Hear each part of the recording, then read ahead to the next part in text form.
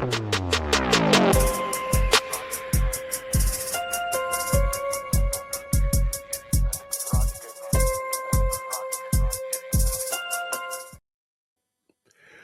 the righteous increase, the people rejoice.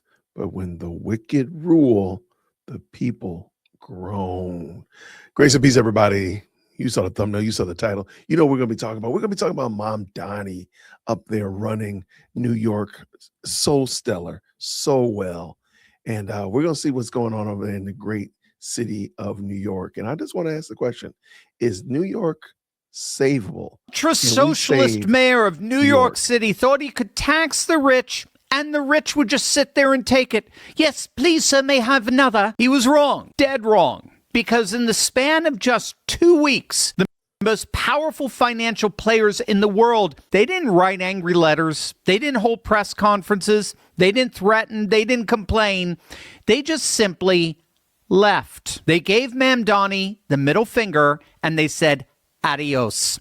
Make sure to stick with me to the very end of this video because we're going to see how a 60-second tax day stunt on a Manhattan sidewalk backfired spectacularly on America's socialist mayor and how that backfire is about to get a whole lot worse. Let's start with the latest polling coming out of New York because Ma'am Donnie's star looks like it's very, very quickly burning out. The latest polling has him down to 43% approval. You got to wonder, like, what happened in New York?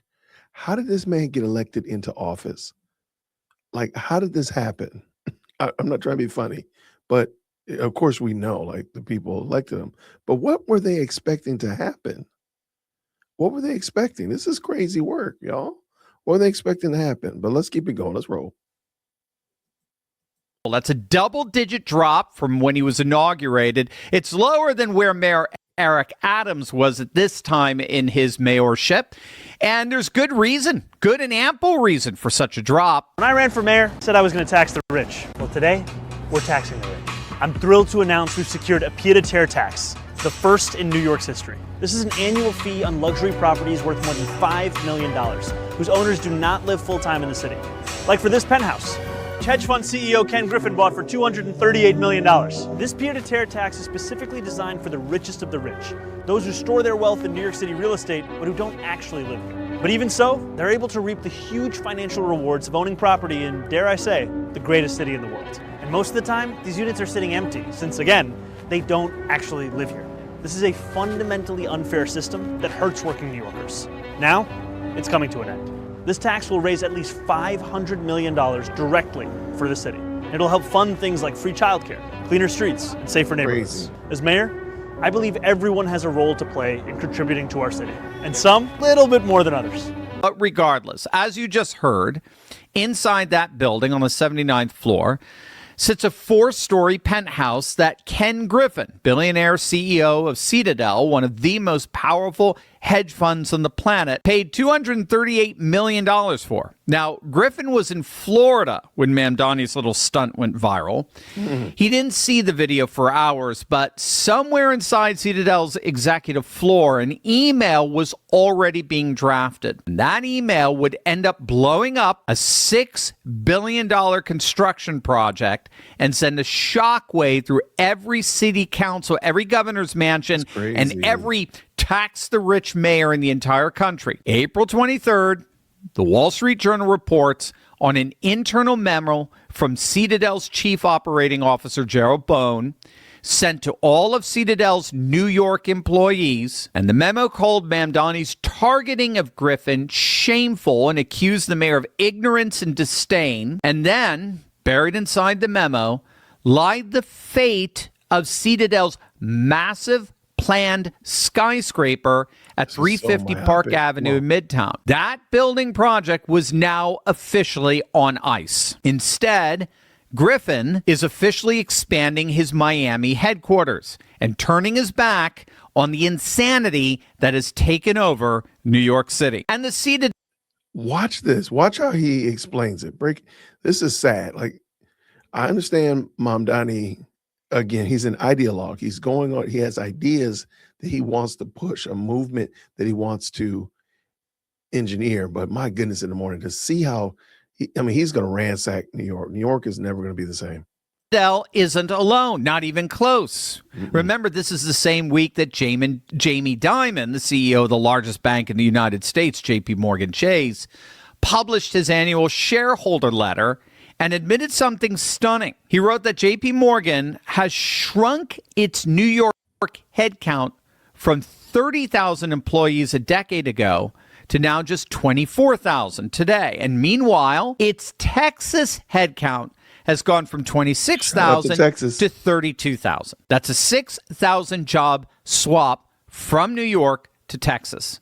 Exact, documented, and disclosed. Red states are winning, and blue states are inevitably declining and collapsing.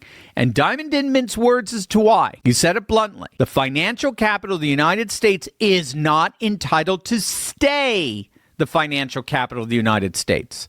Cities, like individuals, companies, and countries, need to compete. And right now, all signs point to a rising red state pro-business economy that's leaving blue states, including New York City, in the dust. And keep in mind, that wasn't a political speech from Dimon. It was a shareholder letter. It deals with raw, objective reality. And that raw, objective reality is that businesses are literally fleeing New York City under this idiotically ideological regime. So you need to get this. The CEO of the biggest bank in America is telling its investors not only that there's a massive business migration out of Manhattan, but that the migration will likely continue. It's just getting started. 1.6% of the wealthiest people in this city pay nearly half of the taxes. If those folks leave, to Anna's point, you're going to have a financial crisis, the magnitude of which Mamdani does not understand. You think about everyday things that people utilize, public transit, safety, education, all of the taxes that go to provide for all of those things for poor people in this city. What in the hell are they going to do if 44% of those dollars all of a sudden disappear overnight? And this is the short-sighted I think short-sighted nature of this very progressive or socialist mayor doesn't make any sense. You're right to have that debate.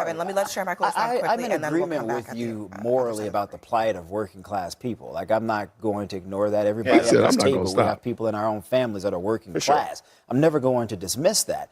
But the short-sighted nature of the mayor to go after what I would argue success, because at some point, maybe you go after the top 1%, and when you tax the hell out of them, then you go after the group that's beneath the top 1%. And at some point, everybody at this damn table will be next because of our income levels. So what message does that signal to younger people, to hardworking people in New York City, across the country? Should they not attempt to be successful? Should they not attempt to earn a significant amount of money? Let that hit you. Less than 1% are funding more than a third of the ledger. That's not a tax base. That's a margin call waiting to happen. And Mamdani inherited a $5.4 billion budget gap that sources at the city council say is already close to $6 billion. And the Citizens Budget Commission projects it will hit $10 billion within 2 years. His brand new tax that he was so giddy about in that video